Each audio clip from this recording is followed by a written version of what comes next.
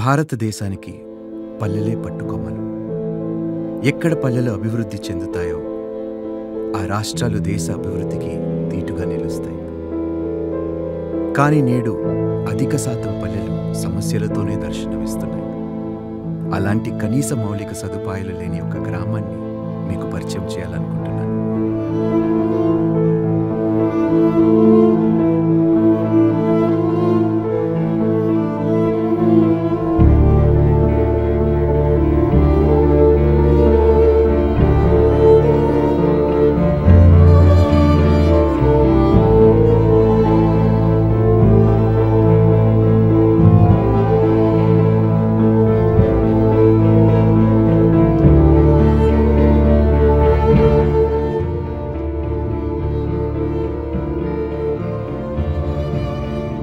ఆ గ్రామం తెలంగాణ రాష్ట్రంలోని రంగారెడ్డి జిల్లాకి చెందిన మోమిన్పేట్ గ్రామం. ఈ గ్రామంలో 2800 ఇళ్ళు ఉన్నాయి. ఈ గ్రామం యొక్క జనాభా సంఖ్య 15,000 మంది. మరి ఈ గ్రామం యొక్క పరిస్థితి ఏ విధంగా ఉన్నదో దగ్గరగా వెళ్ళి చూద్దామా?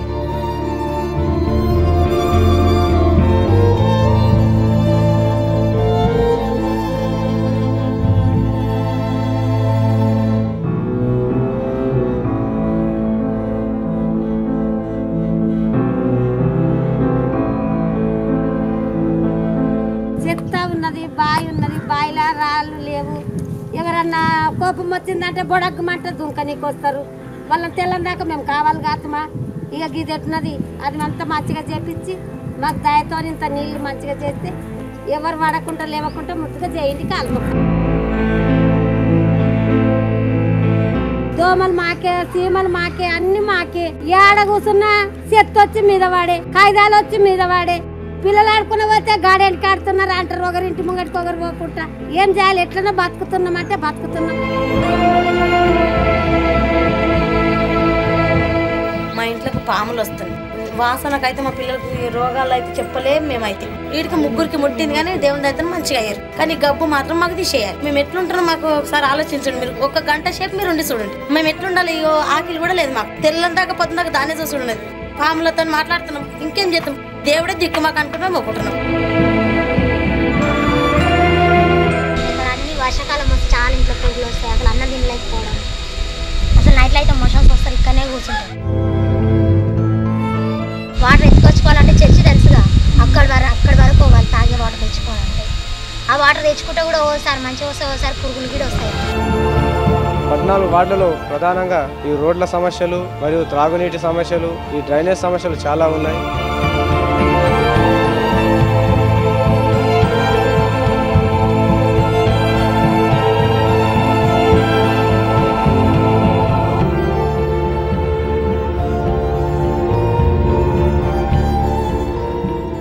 మా దగ్గర నిరుద్యోగ సమస్య చాలా ఉంది. చాలామంది యువకులు చదువుకొని ఖాళీగానే ఉన్నారు.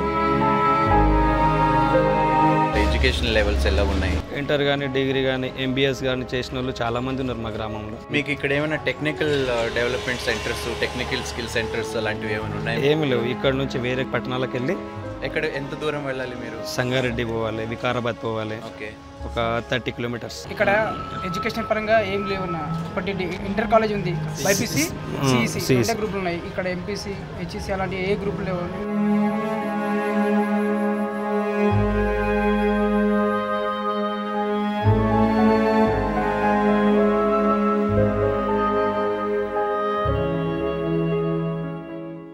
చాలా సమస్యలు ఉన్నాయి మోన్పేట్ గ్రామంలో. మోన్పేట్ మండలంలో సమస్యలు ఉన్నాయి. ఎందుకంటే ఎస్సీ కాలనీ, ఎస్సీ చాలా వెనుకబడిన గ్రామం.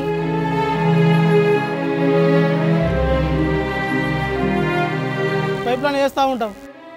పబ్లిక్ కూడా ఏం చేస్తారంటే మధ్యలో ఓలు కొట్టేస్తారు. చివరి వరకు వచ్చే వరకు రాని వాటర్. లెట్రిన్లను మెయింటైన్ చేయడానికి ఎవరు వర్కర్స్ లేరు. తర్వాత లెట్రిన్స్ లేని పరిస్థితి ఉంది. బాలికలు ఇట్లాంటి అసౌకర్యాల మధ్య చదువు సాగించలేక వాళ్ళు డ్రాప్ అవుట్స్ అవుతున్నారు. అంగన్వాడీస్ లోపల చాలా పేద పిల్లలు పోయి చదువుకునే పరిస్థితి ఉంది.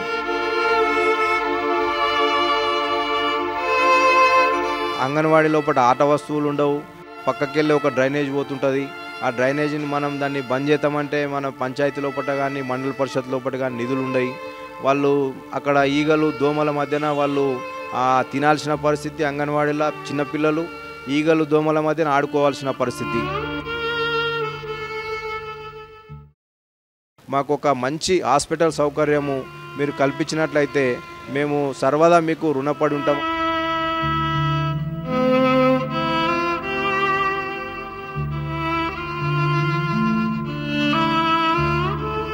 అండ్ ఇప్పుడు బెడ్ కండిషన్స్ బెడ్స్ ఉన్నాయి కానీ అది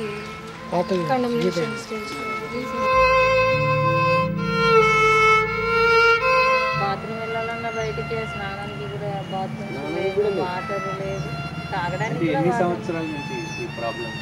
అసలు 10 years నుంచి అలాగే ఉన్నా సార్. దాంట్లో మార్పు ఏమీ రాలేదు.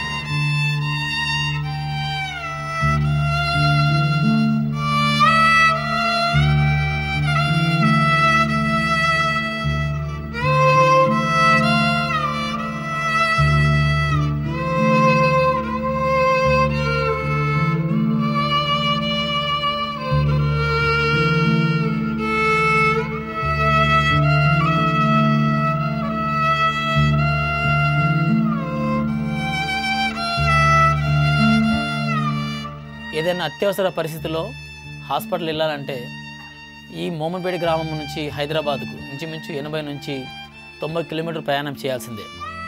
పిల్లలు చదవడానికి కూడా కష్టం. ఈ స్కూళ్ళలో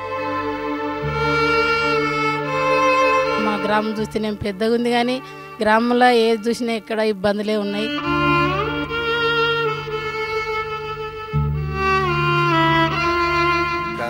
రోడ్ వేయించాం కదా, 4 లక్షల రోడ్ అప్పుడు వేపిస్తుంది. అదేమైంది ఇప్పుడు రోడ్ మొత్తం చెంబడక గింగడక నీళ్ళు నీళ్ళు అట్లా ఆడుకుంటాం. అక్కడ పోవాలంటే ఒక చిన్న ఆవు వెళ్ళిందంటే కూడా మలుపుకోతామంటే కూడా పరిస్థితి పొద్దుగాల పోలేం రాలేము. అందు గురించి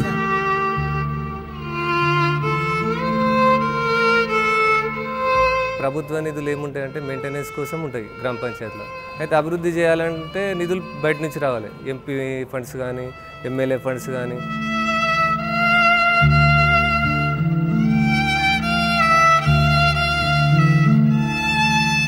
గవర్నమెంట్ జూనియర్ కాలేజ్ అయింది, వసతులు మాత్రం లేవు.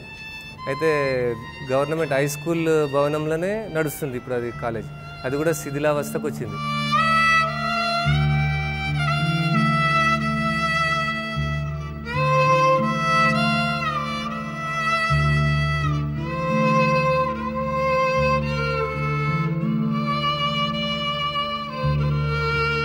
ఇక్కడ రాజా సార్ హోప్ ఫౌండేషన్ ద్వారా మోమిన్పేట్ గ్రామాన్ని దత్తత తీసుకోవడము మా అందరికీ ఎంతో సంతోషకరమైనటువంటి విషయము.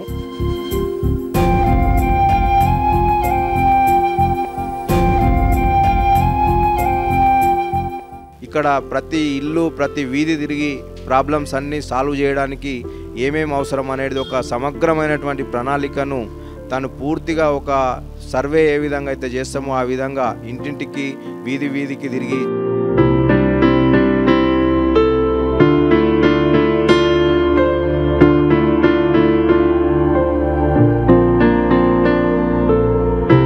చూశారు కదండి.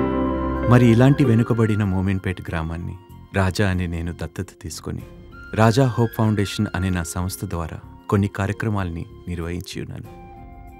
అయితే దీనికి గాను ఔదార్యం నిండిన దాతలు మాతృభూమి రుణం తీర్చుకొని పల్లెల్ని అభివృద్ధి చేయటానికి, దీనుల సేవే దేవుని సేవగా తలచి తరించటానికి ముందడుగు వేయాల్సిన సమయం ఆసన్నమైంది. ఇచ్చే చెయ్యి ప్రజల మన్నల్నే కాదు, ఆ దేవుని దీవెనల్ని కూడా పొందటంలో అగ్రభాగంలో నిలుస్తుంది. రండి, మనమందరము చేయి కలిపి మోమిన్పేట్ గ్రామస్తుల జీవన విధానాన్ని మెరుగుపరచడానికి ముందడుగు వేద్దాం. ఈ గ్రామాన్ని ఆదర్శ గ్రామంగా తీర్చిదిద్దుదాం. మరి నా ఈ ఆశని, కలని మీరందరూ ఆశీర్వదించి తోడ్పడతారని ఆశిస్తూ మీ రాజా.